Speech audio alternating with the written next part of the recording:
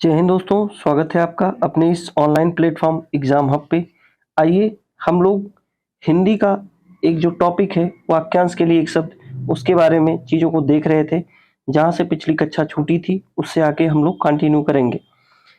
आप लोगों को पता होगा कि ये जो क्लास है वो विशेषकर आर ओ के लिए महत्वपूर्ण है। और यहाँ पे जो प्रीवियस ईयर पेपर कराया जा रहा है या कह सकते हैं जो समीक्षा अधिकारी में या अलग अलग एग्जामों में पेपर कराया जा रहा है, वहाँ से जो महत्वपूर्ण क्वेश्चन है उसी को हम लोग देख रहे हैं। तो आप लोग भी एकदम जीरो से हम लोग चल रहे हैं चीज़ों को लेके। आप लोग भी अपनी तैयारी को कंटिन्यूटी के साथ जारी रखिए। वैकेंसी कब आएगी ये महत्वपूर्ण नहीं है, तैयारी हमारी कितनी अच्छी है वो महत्वपूर्ण है। हम तैयारी करते रहें, वैकेंसी आएगी 1-2 महीने या दिसंबर तक उम्मीद है कि आ जाएगी। आयोग ने चूंकि अभी जो चीज़ें जारी की हैं उसमें समीक्षा अधिकारी, सहायक समीक्षा अधिकारी का जिक्र नहीं किया गया। हाँ, उन्होंने कहा यह है कि भविष्य में, निकट भविष्य में उसकी संभावना है। तो हम उसी संभावनाओं पे ही टिके हुए हैं।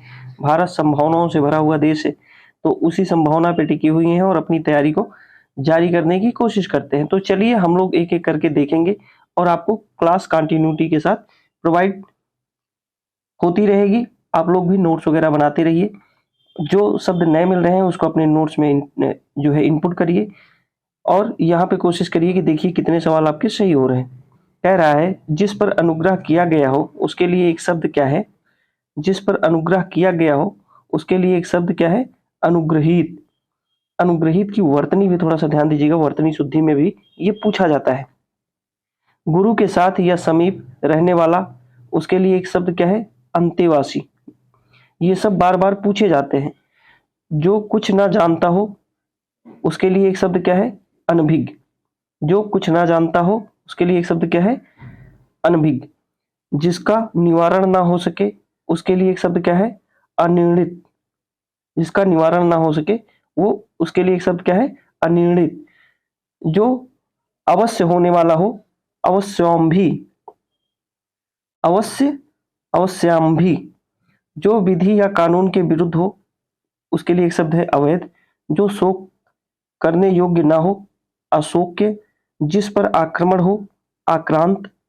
जिस पर चिन्ह लगाया गया हो उसे क्या कहा जाता है? चिन्हित। और अगला है जो किसी पर अभियोग लगाए लगाए उसके लिए एक शब्द क्या है? अभियोक्ता या अभियोगी। जो किसी पर अभियोग लगाए उसके लिए क्या शब्द है? अभियोक्ता या अभियोगी। ये क्वेश्चन पेपर जो है वो 2022 का मेंस का पेपर है ना। ये शब्द पूछे गए हैं। 2019 या 22 का पेपर है, ये मेंस का सवाल था। ये सारे शब्द पूछे गए हैं वहां पे। चलिए अब अगली स्लाइड में हम देखते हैं कुछ महत्वपूर्ण शब्दों को। अगर आप लोग चाहें तो स्क्रीनशॉट इसका ले सकते हैं। अगला क्या कह रहा है भैया? जिसके समान दूसरा कोई ना हो उसके लिए एक शब्द क्या है? अनन्य। क्या है? अनन्य या अनुपम। जिसके समान दूसरा कोई ना हो, अनन्य या अनुपम। अगर आप लोगों ने पढ़ा है चीजों को तो सिर्फ सुनते चलिए, कई बार सुनेंगे तो चीजें याद हो जाएंगी।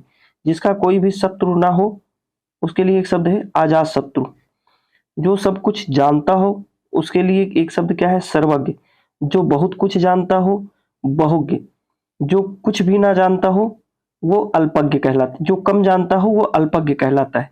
जो सब कुछ जानता हो सर्वज्ञ कहलाता है। जो बहुत कुछ जानता है वो बहुज्ञ कहलाता है। ये सब कंफ्यूजन करने के लिए सवाल एक साथ दे देता है। जिसका कोई अर्थ ना हो उसके लिए एक शब्द क्या है? व्यर्थ या अर्थहीन। जो लिखना पढ़ना जानता हो उसे साक्षर। जो उपकार को मानता हो, कृतज्ञ। जो उपकार को ना मानता हो एक शब्द उसके लिए भी आता है कृतघ्न। जिसे जीता ना जा सके उसके लिए एक शब्द है अजेय।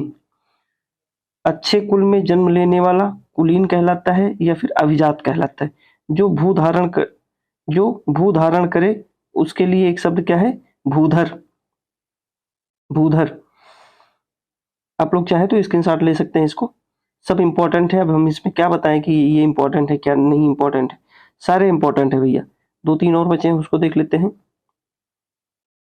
जो मृत्यु को जीत ले वो मृत्युंजय। तो आप लोग चाहें तो स्क्रीनशॉट ले सकते हैं इसका, है ना। ये शब्द एग्जाम में पूछे जाते हैं बार बार। चलिए अगली स्लाइड में हम देखेंगे कुछ महत्वपूर्ण शब्दों को। चलिए क्या कह रहा है, जो व्यक्ति विदेश में रहता हो उसके लिए एक शब्द क्या है, प्रवासी। जो एक से अधिक भाषाएं जानता हो, बहुभाषाविद। जो युद्ध में स्थिर रहता हो, युधिष्ठिर। युधिष्ठिर की वर्तनी भी थोड़ा सा ध्यान दीजिएगा। संध्या और रात्रि के बीच का समय क्या कहलाता है, गोधूली या प्रदोष। प्रदोष करके बहुत पूछा जाता है। अनुचित बात करने के लिए अनुग्रह करना क्या कहलाता है, दुराग्रह। आप लोग स्क्रीनशॉट ले सकते हैं इसका। अगली स्लाइड में हम देखेंगे कुछ महत्वपूर्ण चीजों को।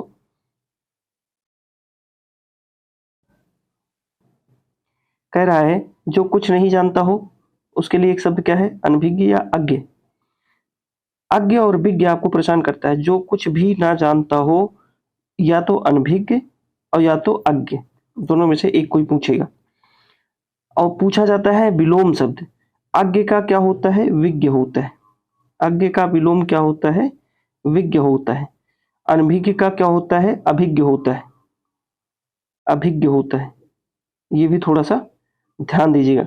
अनभिज्ञ का क्या होता है, अभिज्ञ होता है। अज्ञ का विज्ञ होता है। विलोम शब्द भी पूछा जाता है। और इसका वाक्यांश के लिए एक शब्द में जो कुछ नहीं जानता हो उसके लिए दो शब्द है। अनभिज्ञ या तो देगा ऑप्शन में या तो अज्ञ देगा। चलिए अगला देखेंगे, धरती और आकाश के बीच का स्थान क्या कहलाता है, अंतरिक्ष कहलाता है। जिसका ज्ञान इंद्रियों द्वारा ना हो, अतीन्द्रिय कहलाता है। जिसके सिर पर चंद्रमा हो, चंद्रमौली कहलाते हैं। चंद्रमौली। जिसे बुलाया ना गया हो, अनाहूत कहलाता है वो। जिसे बुलाया ना गया हो, अनाहूत। एक शब्द है आहूत।